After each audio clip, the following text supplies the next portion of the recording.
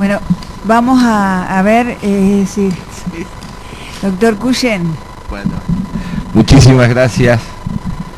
Señora Presidenta, excelentísimo tribunal, distinguidos colegas de la acusación y de la defensa pública y privada. La verdad que entre tantos errores que cometo me toca el error de haber decidido hablar después del doctor Pagliotto, después de estas 2 horas. Trataré de ser breve dentro de lo que pueda. Nos habíamos dividido en realidad... Iba a tratar de hablar de la parte... No, por favor, está muy bien. La parte doctrinaria y la parte de derecho, mientras que el doctor Pagliotto iba a hablar de la prueba, pero bueno, ustedes lo escucharon, habló un poco de todo, así que seguramente va a ser más corto. En primer lugar, debo decir que llegamos a este juicio y a esta altura del debate con... Lo tengo que decir con honestidad, no sé si en otras oportunidades hemos tenido tal nivel de alegatos, tal nivel de estudio del expediente. Hay muchas de las cosas que yo voy a decir ya han sido dichas, algunas lo hago por error y otras porque hay que reforzarlas, pero es increíble lo bueno que han sido todos los alegatos de la defensa, que nos ha ido en gran medida alivianando el trabajo a los que vamos a alegar último, y nosotros pedimos alegar último precisamente porque queríamos escuchar los alegatos de la defensa de Lemo. Esa es la realidad, no tiene ningún otro objetivo, y creo que no hicimos mal porque pudimos escuchar hoy a la defensora resaltando uno de los pilares de la imputación. Yo diría que es el único pilar de la imputación contra Sergio Barisco. Y debo partir también de... En primer lugar, decir que lo que voy a manifestar en los alegatos no tiene en absoluto, y lo pido disculpas por anticipado,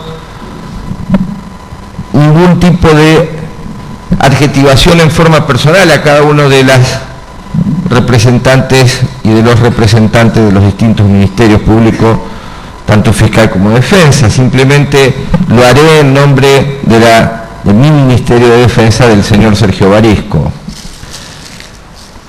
Pero sí debo reconocer y debo admitir que llegamos a este juicio, a este proceso,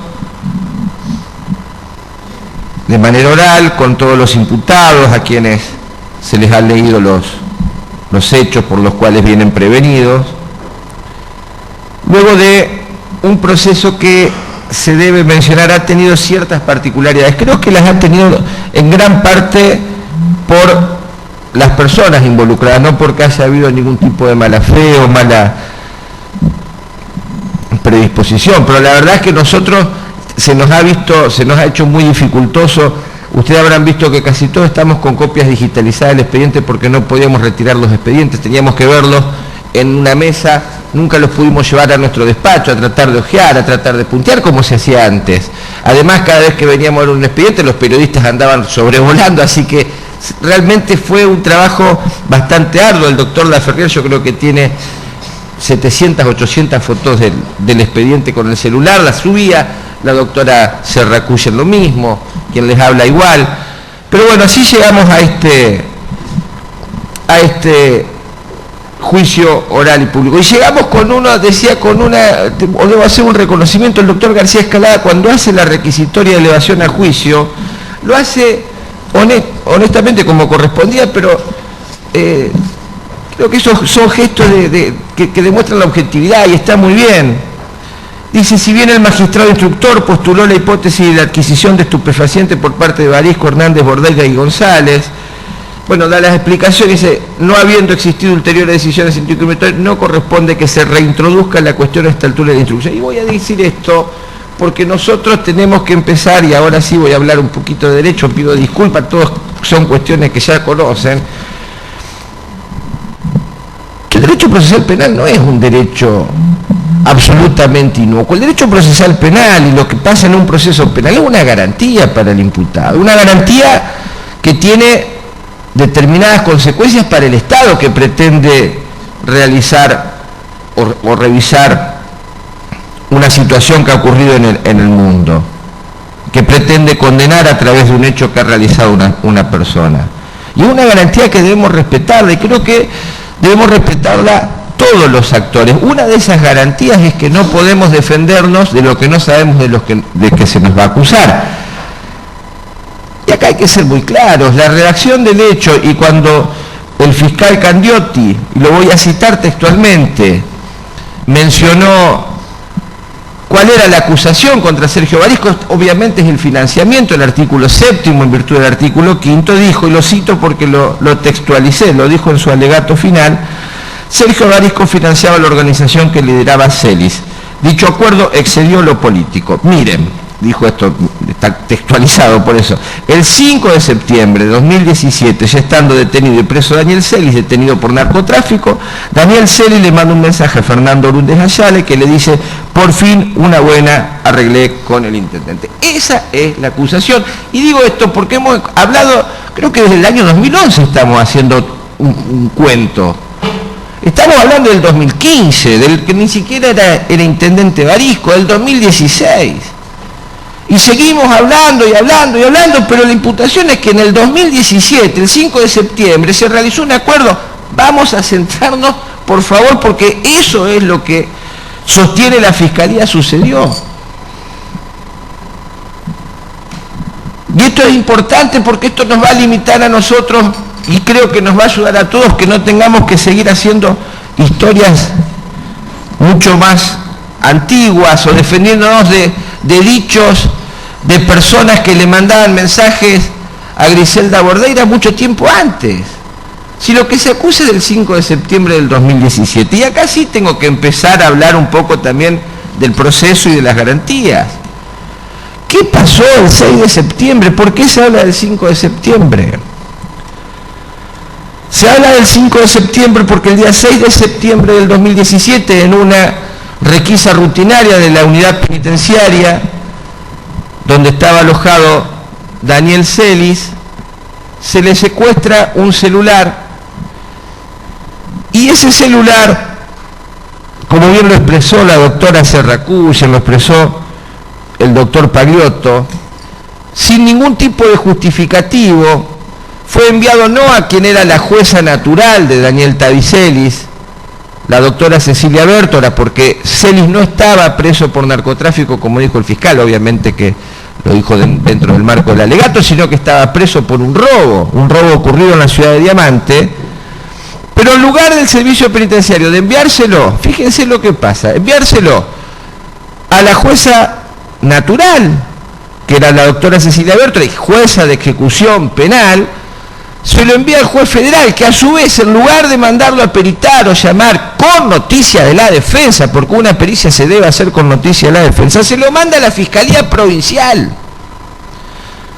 a los peritos de la Fiscalía Provincial, que no son para nada objetivos, son empleados de la Fiscalía.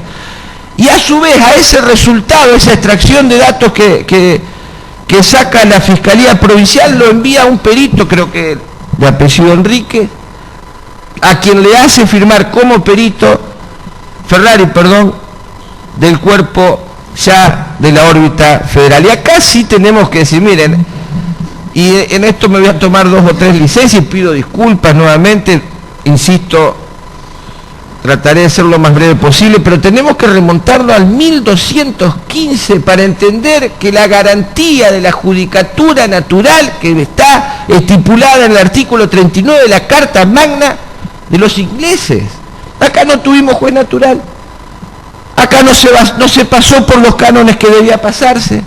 Vamos al medioevo, vamos a manejarnos como en el medioevo. Entonces, claro que adherimos a lo postulado por la defensa de Pablo Hernández. Pero vamos a sostener, además, como bien lo explicó el doctor Pagliotto, que si hay algo que no se puede decir es que de una frase que diga, por fin una buena, arreglé con el intendente, se sostenga que ahí hay financiamiento, a partir de ahí empieza un financiamiento por parte de Sergio Barisco de la actividad del comercio de estupefacientes. Permítaseme citarlo al doctor Candiotti. Hay que ver la prueba conglobada, dijo Candiotti, varias veces. tal como lo decía Zaffaroni cuando habla del tipo conglobante, bueno, acá la prueba conglobada. ¿Qué pasó el 5 de septiembre? ¿Cuál es el mensaje que podría haber hecho que dispare esta interpretación en el exégeta Frías, como le dice el doctor Pagliotto? El 5 de septiembre, es el día que se da ese mensaje, hay un mensaje que le manda Celis a Pablo Hernández. Ese mensaje que le manda Celis a Pablo Hernández, lo voy a resumir, está en el informe Obranta Foja 149/196, el legajo de investigación, es sobre el teléfono celular Samsung modelo SMG 531H. Digo esto para que lo puedan ubicar. Ese mensaje, ¿saben qué le decía? Mirá, Pablo, yo te voy a decir una cosa, viejo. Yo no te puedo esperar hasta la próxima visita. Si vos no mandás hoy al muchacho, ya sé lo que tengo que hacer el martes, ¿sabes qué? Yo no puedo esperar hasta el sábado, la gente de C5N, etcétera. Yo lo que necesito, acá viene, supuestamente, sería, en todo caso, el fundamento de aquel acuerdo que se habría realizado, es cerrar algo con vos, loco. Cerrame el contrato de Fernanda. Tratá de, si no se puede para ellos, se los necesito que cierren lo mío. Sabes muy bien, Pablo, lo que yo 8 años bancándote en todas las buenas, en las malas, no merezco que le hagas esto, me hagas esto a mí, ni mucho menos a mi gente. Entonces, si uno relaciona este antecedente, este mensaje del día 5 de septiembre, que le pide un contrato para Fernanda Orúndez Ayala, y después un mensaje que le manda a Fernanda Orúndez Ayala, que le dice, arreglé con el intendente, ¿qué están hablando? ¿Cómo vamos a sostener que se habla de droga? Se lo mandó a Fernanda, le pidió a Pablo, che, te pido que la contraté a Fernanda, y después la llama a Fernanda y dice, arreglé con el intendente. ¿Cómo podemos sostener que estamos hablando de droga? ¿Y cómo llega Lemos a todo esto? Porque precisamente Lemos va y empieza a hablar con Pablo Hernández, porque la verdad es que Pablo Hernández no lo atendía al Cholo y no los atendía. Pero por favor, contextualicemos, veamos la prueba conglobante. Si yo le digo al doctor Rodríguez Allende, mirá, necesito que arreglemos el juicio que vos sos querellante que tenés contra Griselda Bordeira, y después le mando a Griselda Bordeira, arreglé con Rodríguez Allende, ¿de qué voy a estar hablando? Por favor. Claro, y ahí arranca todo el desaguisado. 5 de septiembre. El 5 de septiembre, entonces se produce esto, se hace el 6 de septiembre el allanamiento en la celda o en el pabellón donde se encontraba alojado Celis. Se evita el juez natural, no existe juez natural de la causa, se da directamente a Ríos, no sabemos por qué, no hay ni siquiera una petición, ni una comunicación. Miren, la verdad, señora jueza de ejecución, un penado que está bajo su órbita tenía un celular, no, nada, directamente se envía a Ríos. Ríos ni siquiera tampoco le comunica, aunque sea un gesto de cortesía, comunicarle a la jueza que una persona que estaba bajo su órbita se la había secuestrado, no, tampoco, lo manda a la Fiscalía Provincial. Bueno, esta es la realidad. Entonces arrancamos que tenemos que remontarnos a más de 800 años en la evolución del derecho para encontrar que en 1214, porque la Carta Magna inglesa es de 1215, no existían los jueces naturales, pero desde 1215 sí.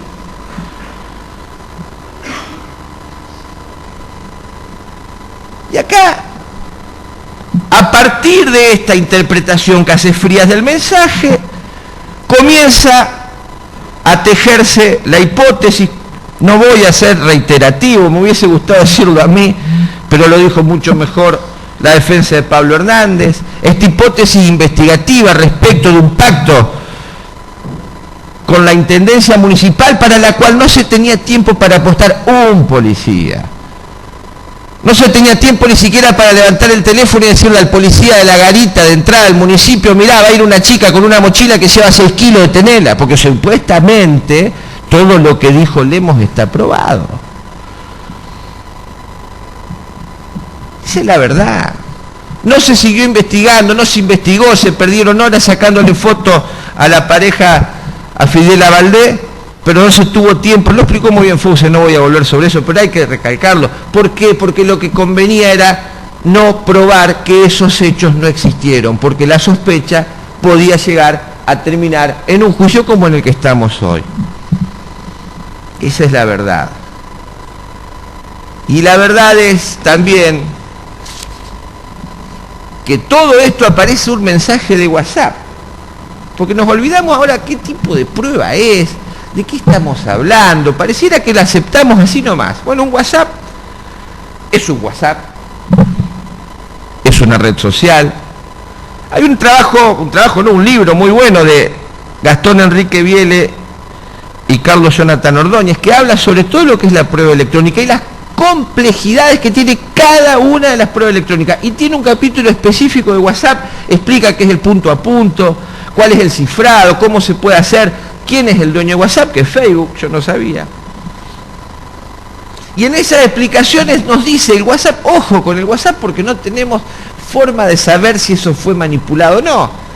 Podemos concluir que cuando tratamos a los intercambios comunicacionales generados por la plataforma WhatsApp como fuente de prueba, nos encontramos ante un elemento probatorio de carácter indiciario y complejo, dado que requiere una producción conexa y acumulativa de pruebas para verificar la correspondencia, veracidad, integridad, autoría y contenido.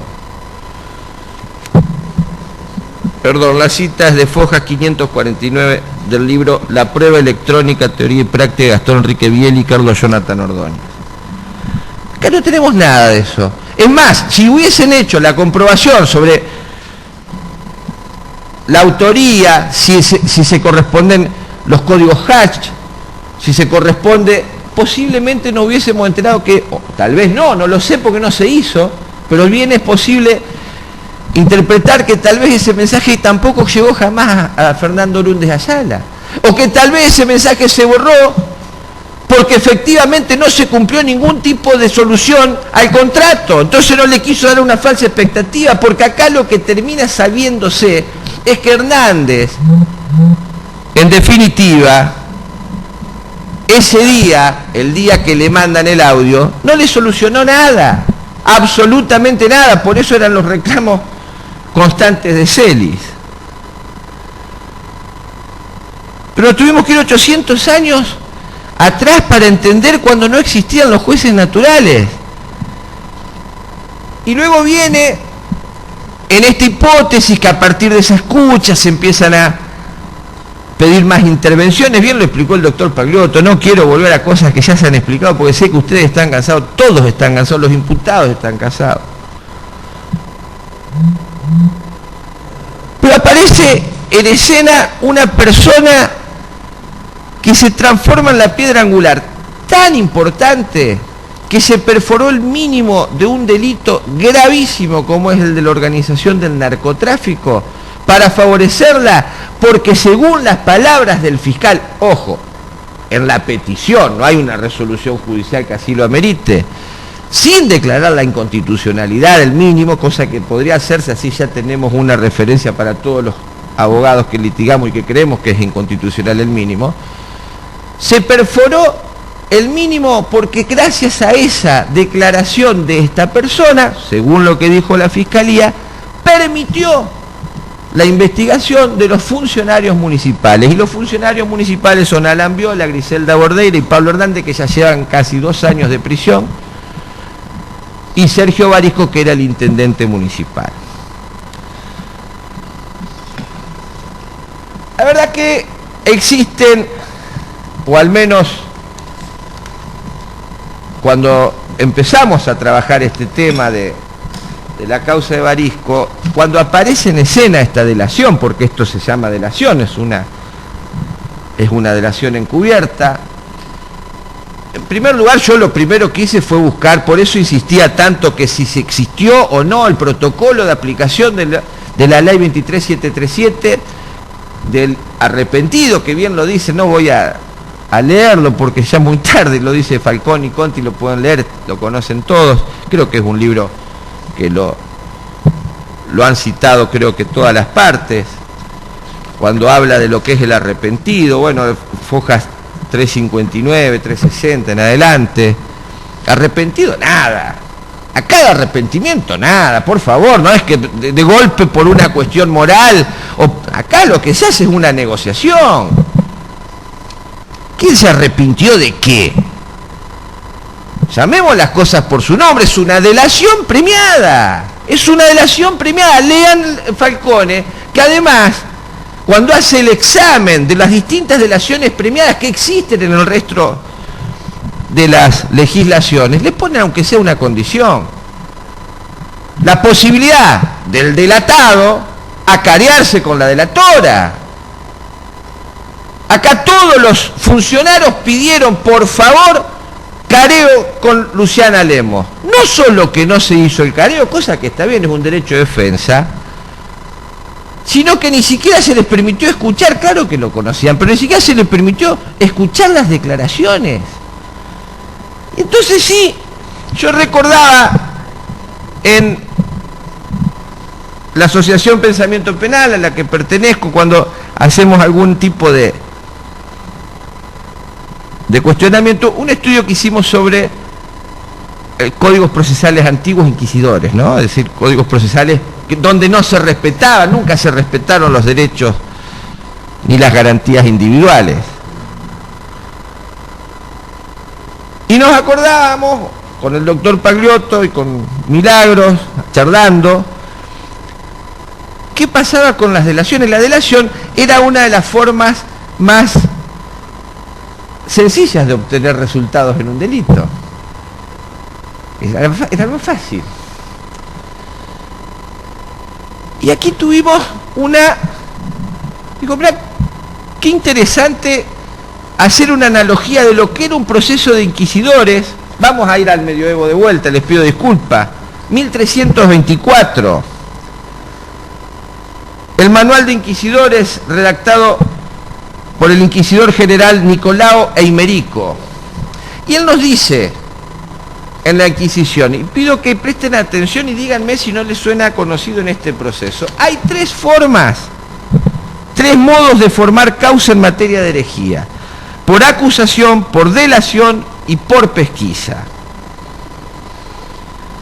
Respecto de la acusación dice, miren, rara vez hay que seguir este método, porque el que acusa a su vez se somete a la ley del talión. Es decir, si yo acuso y no puedo probar que era hereje, y como el castigo a la herejía era, por ejemplo, la hoguera, a mí me van a quemar en la hoguera. Entonces le dice a los inquisidores, no sigan la acusación. En el caso concreto de Luciana Lemos, si ella hubiese sido testigo, y nosotros que vamos a probarlo, tal vez, creo que ustedes ya lo habrán visto si analizaron la declaración de Lemos, claramente es falsa. Si hubiese sido testigo tendría que tener una pena que podría llegar hasta los 10 años por falso testimonio, pero no es testigo.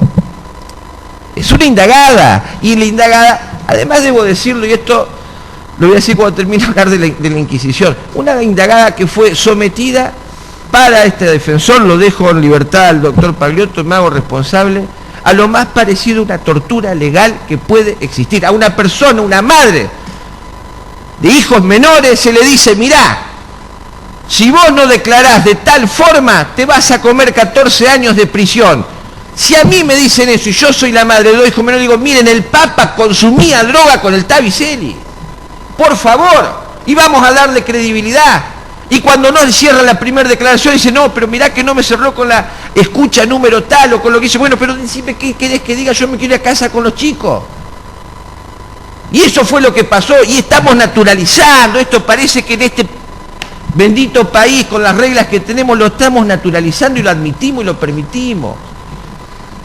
Entonces, ¿qué es lo que dicen los inquisidores? El segundo método de formar sumaria en virtud de la relación es el más usual y es el que debe seguirse. ¿Por qué?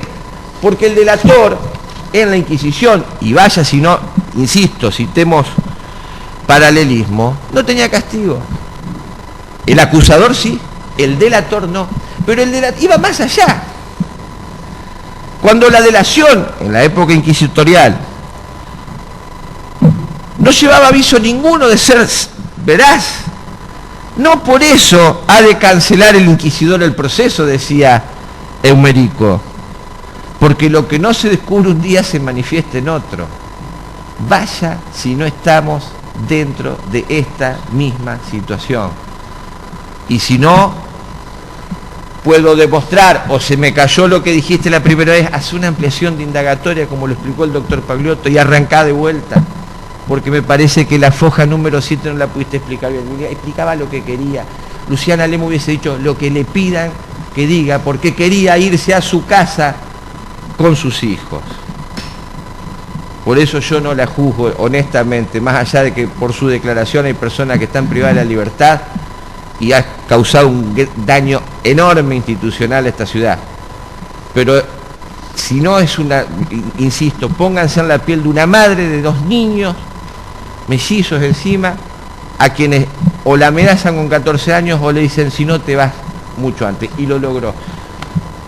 No hay por qué. Lo que está mal es que el Estado naturalice esto, que nosotros lo naturalicemos, que eso sí está mal. Y lo otro que dice el manual de inquisidores es la tercera forma, que es la pesquisa, que sería la investigación.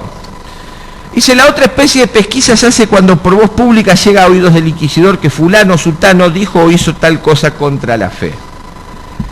¿Cómo se probaba esta tercera pesquisa o esta tercera forma? Se apoyaba en la voz pública. Para que haya plena probación es menester que ambos testigos, porque dice, con 2 testigos bastaba. Los testigos no tenían que ser directos, haber visto al hereje. Bastaban que declararan que han oído decir a fulano o sutano que es hereje. Siendo valedera esta declaración, bastaba para condenar. Miren, en el caso de Sergio Barisco no hay, después de 4.000 horas de escucha, no hay una escucha que lo involucre. No se lo escuchó. Hay 2 o 3 audios que hablaba con Griselda Boldeira sobre cuestiones netamente personales. En el caso de Sergio Barisco, ni siquiera era mencionado en relación a cuestiones atinentes en forma personal por haber realizado algún acto, sino que era mencionado cuando le recriminaban a otro. En el caso de Griselda Boldeira, algún otro militante, ahí lo mencionaba. Sutano o mengano. Tal cual el proceso de inquisidores. Sería bueno que todos tengamos este manual y cuando estemos en un juicio lo leamos para ver si en algo nos parecemos a eso. Por favor, salgamos corriendo para el otro lado. Pero no solo eso, sino que además nos basamos en gente que confiesa que haber realizado delitos en nombre de Barisco, porque acá se dijo muy suelto de cuerpo que la militante Vera le había mandado un mensaje a la señora Griselda Boldeira diciéndole: narca, hasta droga repartí por ustedes. Se la trajo y se retractó, dijo: lo dije en un momento de calentura. La Fiscalía sostiene que eso no es una retractación. Señores, si no es una retractación, háganle causa. Pero primero avísenle que, ojo, que va a declarar como testigo, pero se puede autoincriminar. ¿O acaso no es delictual repartir droga? Porque acá parece que cualquiera puede decir lo que quiera. Acá va a venir un testigo y nos van a decir: no, fulano dijo que en nombre de Barisco mató 7 personas. Ah, entonces, pero le vamos a hacer causa a Barisco, no a la persona que confiesa haber matado. Obviamente que la escucha que le hace, o el mensaje que le hacen llegar a Griselda Boldeira fue desmentida por la propia persona que la hizo, pues dijo, fue en un momento de calentura, porque si no, si se hubiese tomado como que eso existió, hoy tendríamos a esa persona imputada, además de que sería nula la declaración testimonial porque lo hace autoincriminándose, por favor, o volveríamos a romper más reglas y garantías, porque en 1215, en el artículo 39, no solo estaba estipulado el juez natural, también estaba estipulado el principio de inocencia, increíblemente, pero parece que acá nos hemos olvidado. Fíjense que incluso, hasta aún en los procesos inquisitoriales, se tenía mucho respeto, mucho recelo mucho cuidado con los papeles privados. Y acá, conversaciones privadas, se ha violentado la intimidad de absolutamente todo. A mí me da pudor porque conozco muchísimas intimidades de la vida de Daniel Celis y de Luciana Lemos, porque casi todas las escuchas son de ellos. De una forma se ha violentado todo tipo, porque no nos olvidemos, perdón que haga este paréntesis, la intimidad está protegida por la Constitución Nacional, no porque se nos ocurrió, porque se le ocurrió a Alberdi, o porque se le ocurrió, está protegida porque no podemos vivir en un Estado que afecte la intimidad de forma arbitraria. No queremos vivir en una distopía donde tengamos un Big Brother que nos maneje permanentemente a su arbitrio, que escuche todas nuestras conversaciones, que en realidad sabemos que nos están escuchando muchos, pero no podemos consentirlo. No podemos consentirlo en riesgo de volvernos en una distopía autoritaria que no puede ser sostenida desde el Estado de Derecho. Perdón por la digresión. Entonces nosotros nos encontramos de golpe que tenemos un proceso casi inquisitorial. Lo digo como forma argumentativa, ¿no? Obviamente estamos acá, puedo ejercer el derecho de defensa a tientas y a locas, pero he tenido acceso al expediente para revisarlo.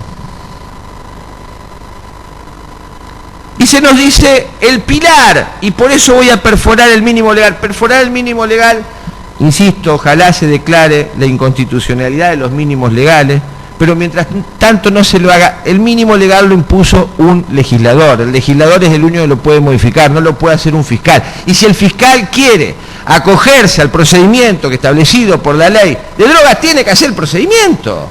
Pues si no, ¿para qué está el procedimiento? No lo hago, no hago el protocolo, no hay así. A ver, acá no se utiliza, en realidad se trata de un arrepentido que no es arrepentido, porque no está la negociación con el fiscal, porque esto no fue aprobado por un juez, pero bueno, le damos la calidad de arrepentido, hacemos salir a la gente, no le hacemos el careo con los otros coimputados, resolvemos que podemos tomar estas determinaciones, cosa que está muy bien en aras de la verdad, pero nosotros cuando adherimos a un planteo de una presentación respecto a una firma que a todas luces, al menos a todas luces aparecen como incongruentes, se nos dijo desleales. Todo eso no era desleal, 2 testigos declarando juntos en televisión, padre e hijo, sobre nada menos que el acta de allanamiento, nada menos que el acta de allanamiento en la casa de Luciana Lemos. Y por adherir a un planteo de una cuestión, somos desleales. No podíamos ver los expedientes, nos teníamos que turnar sacando fotos y pasarnos la foto. Entonces decimos, bueno, está bien, son las reglas de juego, tenemos un proceso que tiene muchísimo que ver con el proceso inquisitorial. Aceptamos que se pueda, porque introducir una declaración defensiva, porque la declaración de imputado no es prueba, es una declaración defensiva, y que en base a esa declaración defensiva tener 2 años y pico a personas presas. Aceptamos. Pero lo menos que podemos pedirle es que esa declaración defensiva tenga algún viso de seriedad.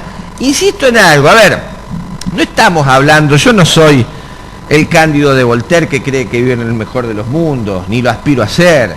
Tenemos muchísimas deficiencias nosotros, los muchachos, ustedes como jueces, los fiscales, los defensores, pero por lo menos un mínimo de seriedad.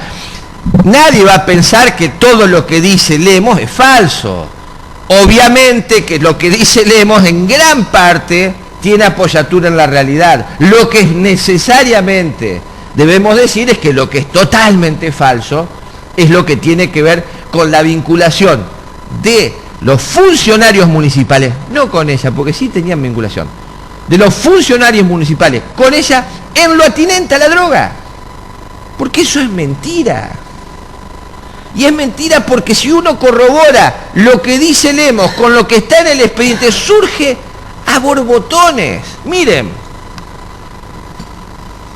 esta cosa que interesante, en realidad la propia Lemos en su declaración dice, Barisco lo que tenía era el tema del acuerdo político. Lo primero que debemos decir es que cuando habla de Barisco, de Hernández, de Bordeira,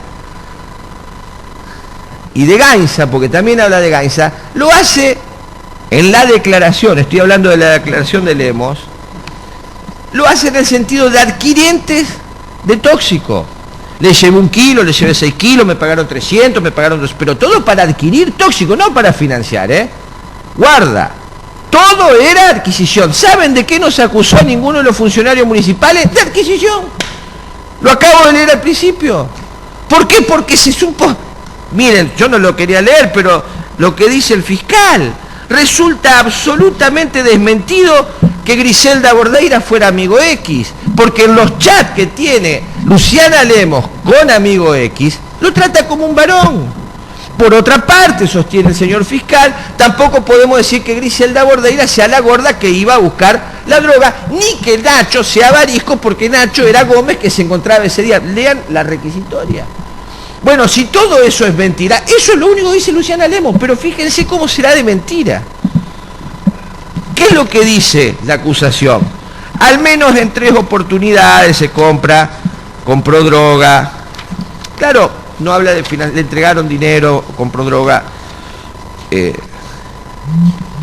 Hernández, Gainza y Bordeira, porque ella dice que era Hernández, Gainza y Bordeira.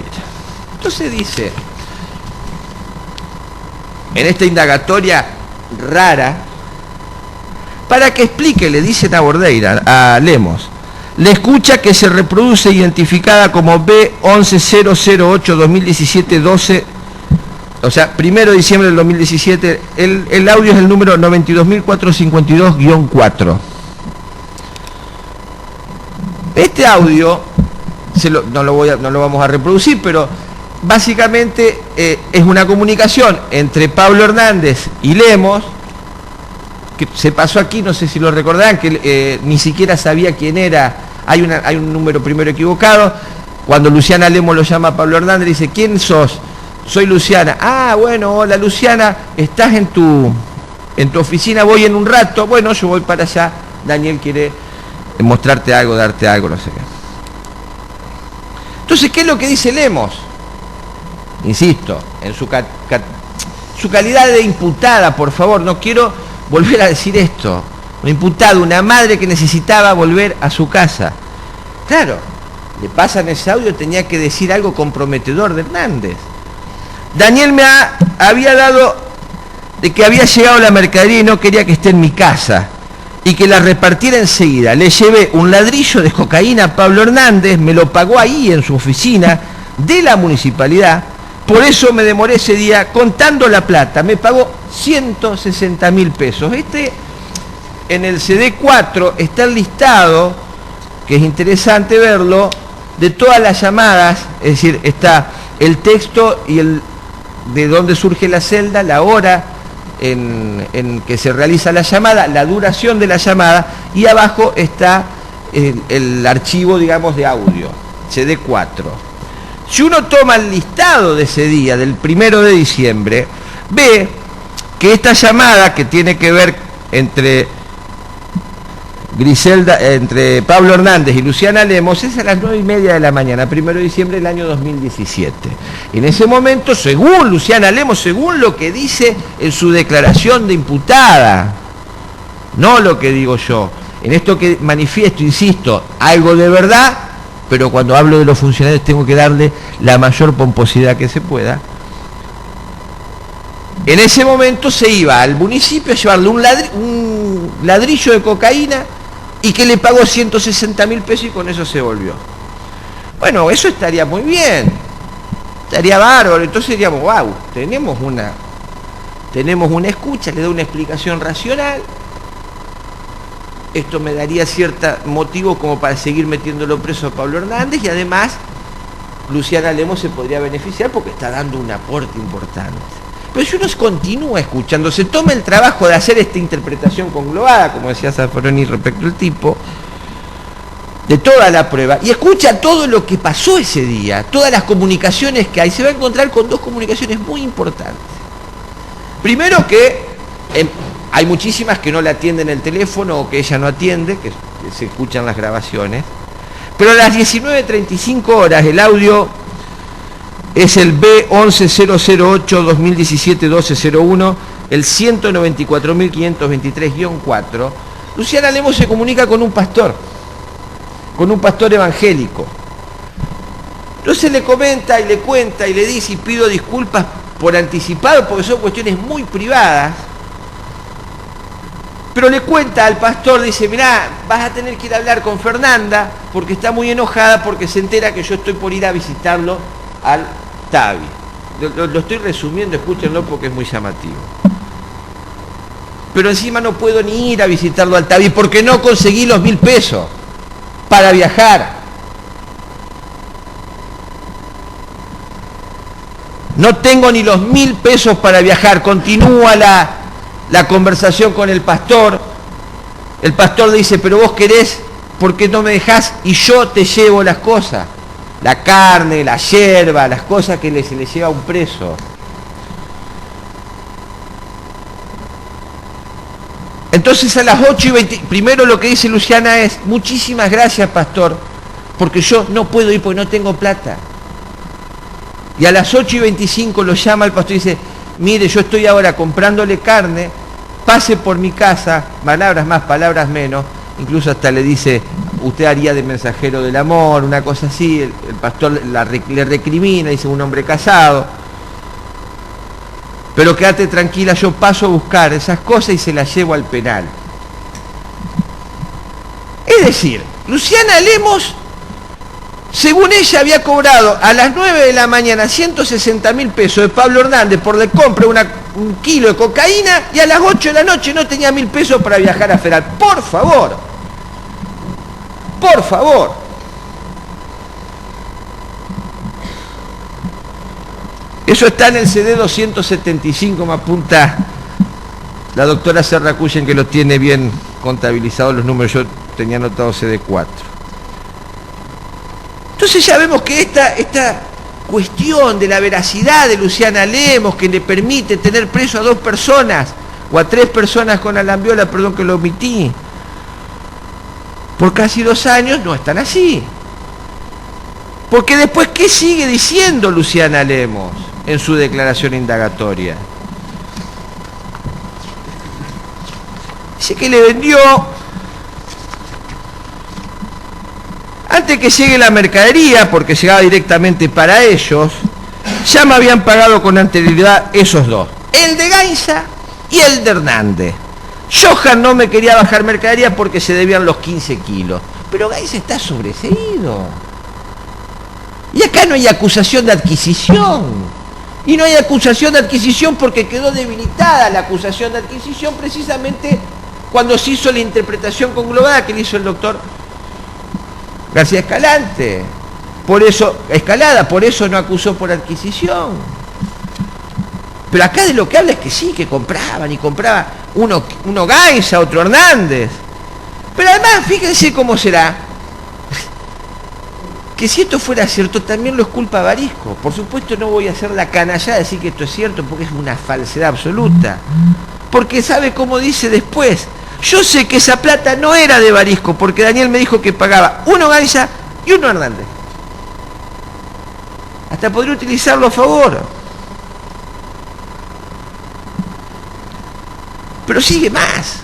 No es que no dice, habla más, y dice, se le pregunta por qué monto era el de Gainza y por qué monto era el de Hernández.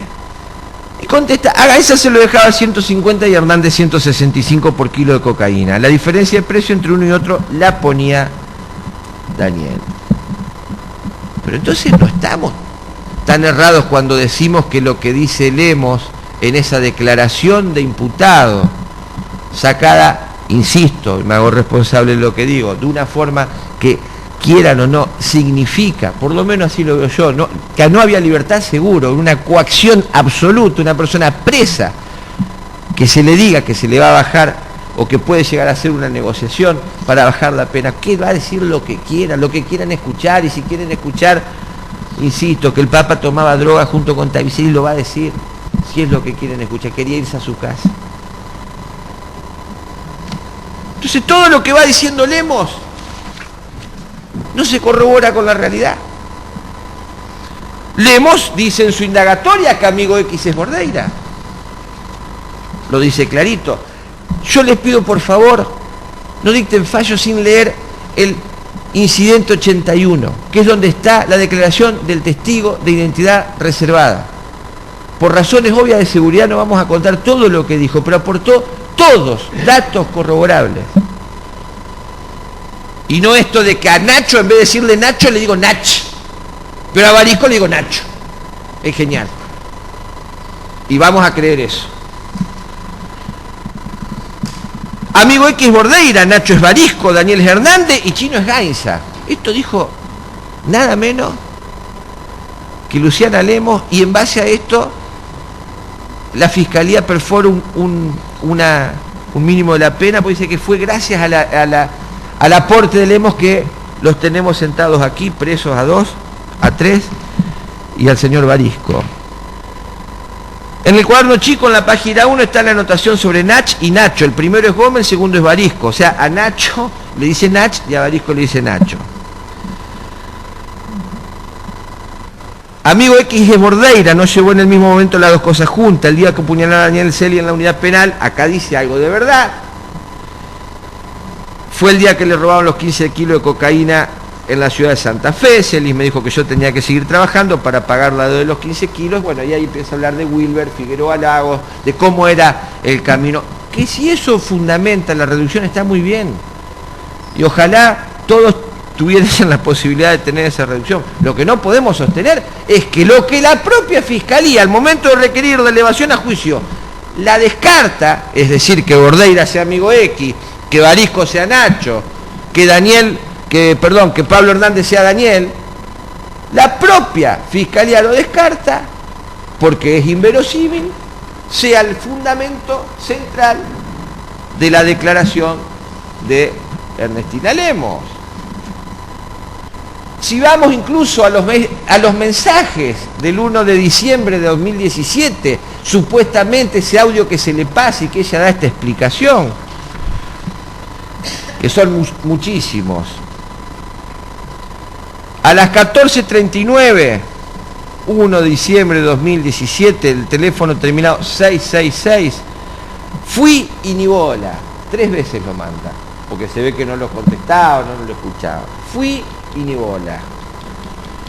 Entonces, podemos seguir sosteniendo que Luciana Lemos ese día había ido a llevarle 1 kilo de droga a Pablo Hernández por la suma de 160.000 pesos, cuando la propia prueba del mismo teléfono establece que a las 8 de la noche le estaba pidiendo al pastor que le lleve las cosas a Daniel Celi porque no podía viajar, porque no había conseguido 1.000 pesos para viajar, y a las 14:39 estaba mandando mensajes diciéndole fui y ni bola, que seguramente tiene que ser cuando iba, creo que Pablo Hernández lo comentó, que a veces le llevaba audios que le decía Celis, donde lo amenazaba, o le decía vamos a inventar una bomba, o vamos, bueno, lo que ya se han pasado acá hasta el hartazgo, ¿no? Pero después Luciana Ernestina Lemos también dice que había comprado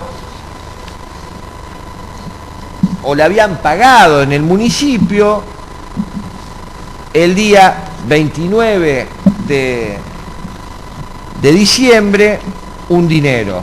Eso lo dice la Fiscalía, que, claro, incrimina a Barisco porque el municipio, porque el dinero, porque etcétera, etcétera, etcétera. También hicimos el análisis comprobante, es decir, esto que solicitaba el fiscal. Y lo primero que hicimos fue, acá nos fuimos un día anterior, analizar desde el 28, porque como en el 29 no encontrábamos nada, empezamos a escuchar los audios del 28. El 28 arranca la grabación con un audio entre Lemos y Celis de 22 minutos, obviamente no se pasó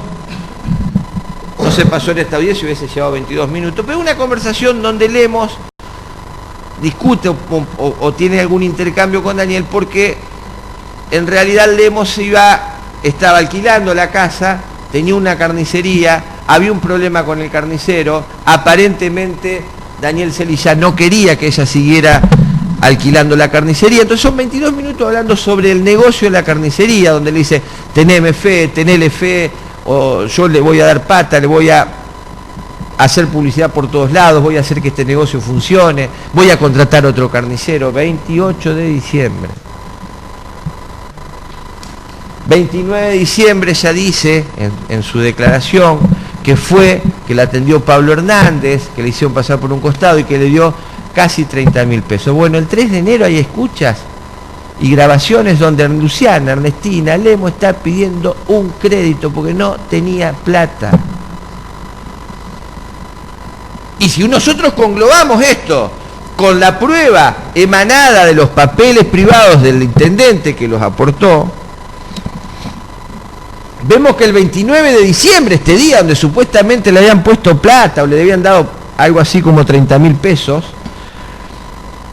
dice viaje a Rosario a Buenos Aires, gastos de hotel, peaje, nafta, McDonald's, bueno, no voy a hacer todo, son cosas privadas. Estaba en Buenos Aires, Barisco. 29 de diciembre de 2017, Barisco estaba en Buenos Aires. Y estuvo el 30 también de diciembre en Buenos Aires, por las dudas. Hay que cortejar los papeles privados.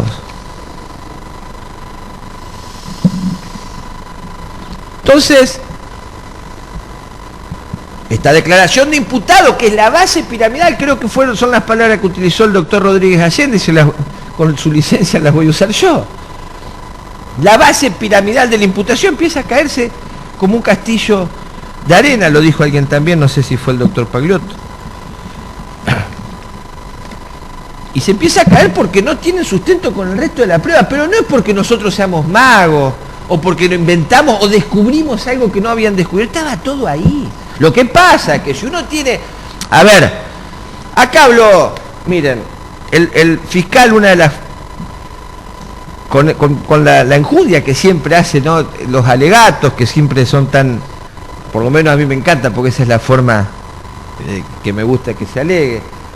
Que decía, ¿qué? Vamos a pensar que hay un complot de la Policía Federal que manipuló la prueba, que hay un complot de no sé quién. Bueno, nombra 11 complot que dice que obviamente no existen esos complots. Es la forma, ¿no? De ad absurdum, de argumentar de absurdo, cosa de que cae. Bueno, acá tendríamos que decir lo mismo, ¿no? Hay un complot de la Policía Federal que no quiso apostar a nadie en el municipio cuando llevaban 6 kilos de droga en una mochila.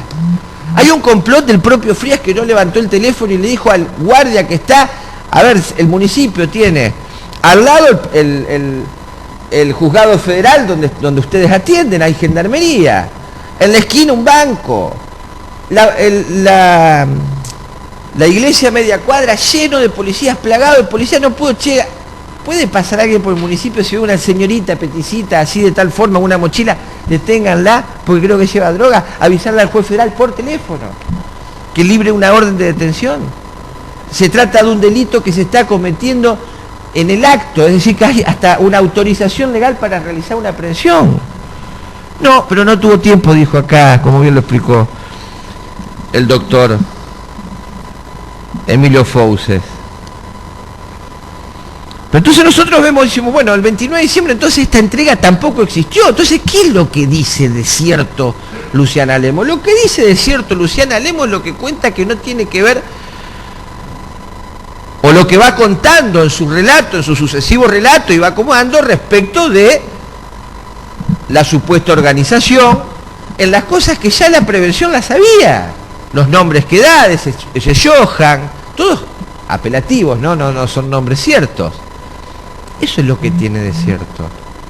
Lo que tiene de cierto es que se trataba de una madre de 2 hijos que estaba presa y que iba a decir lo que quisieran que dijera. No cabe dudas de eso, no cabe dudas. Y la segunda entrega de dinero, dice la Fiscalía, se produce el día 27 de abril. El 27 de abril comienza esta pesquisa, o esta, insisto, pesquisa, lo digo, perdón, no es una ironía respecto de la forma de pesquisa que hablaba de los inquisidores, sino una pesquisa policial real. Cerca de las 18 horas, donde Luciana Lemos habla con Daniel Tavicelis y le dice, estoy en el municipio, estamos esperando, o acá está Barisco. Claro, cuando se pidió por parte de la defensa Hernández dónde estaba impactando a esa hora el teléfono celular de Luciana Lemos, estaba impactando en su casa, estaba acostada, y seguramente lo dijo porque estaba cansada, porque si ustedes ven, miren, estos 4 hojas son el listado, perdón, los muestro así, es innumerable la cantidad de llamados que tiene pobre Luciana Lemos, o que hacía el señor Celis desde la ciudad o desde la unidad penal donde se encontraba. Evidentemente estaba todo el día hablando permanentemente, no tenían que ver todo con drogas, por favor. Si ustedes escuchan, van a escuchar un padre totalmente preocupado por sus hijos, hablándole incluso a uno de los hijos en una de las escuchas que me llamó mucho la atención. Fernando Orundea Sala llorando, le dice, no doy más, estoy cansada, estoy harta, tu hijo acaba de reventar la cama, saltando en la cama, la rompió, dame con él, querido, tenés que portarte bien, papi no puede estar, tenés que ayudar. Hay de todo, no es que él se levanta hablando de droga, solamente pensando en la droga y se acuesta pensando en la droga, pero sí era una persona que claramente necesitaba estar permanentemente en contacto con sus seres queridos.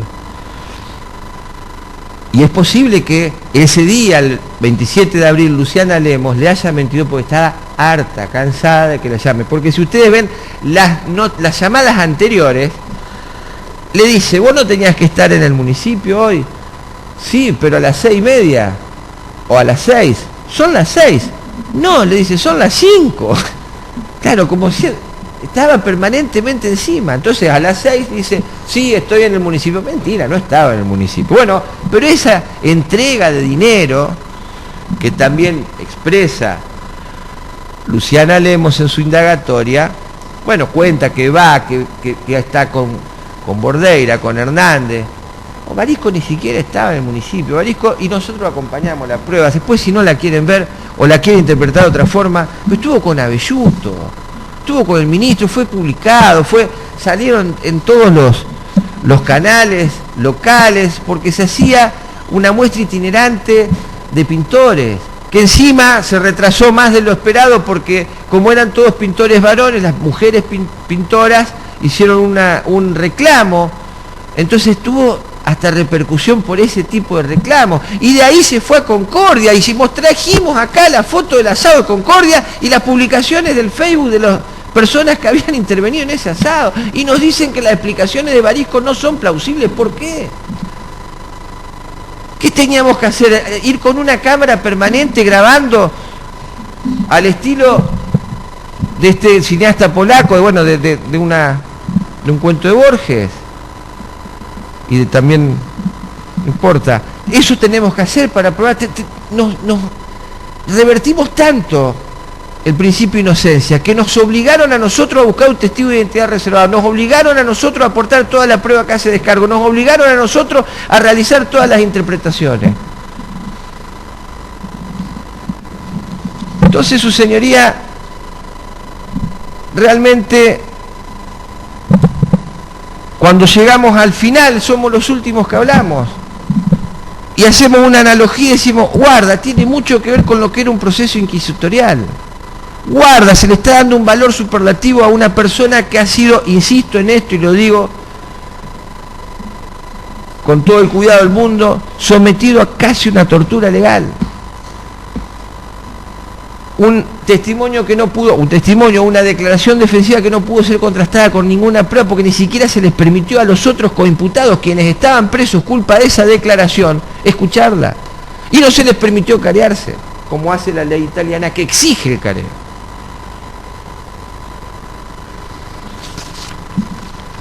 Pero acá tenemos algo más grave todavía. ¿Todo esto qué es? El castillo, el gran castillo es, por un lado, lo que dice Luciana Lemos, y por otro lado, y ya en esto sí nos vamos metiendo un poquito más en derecho, en lo que interpreta un señor Frías, un agente policial que, como bien lo dijo el doctor Rodríguez Allende, vamos a darle, o intentemos creer que lo hace de buena fe, pero que está tan contaminado que mandó a secuestrar o a parar una camioneta porque llevaba avena pensando que era droga, y era avena porque este hombre se dedicaba a los caballos.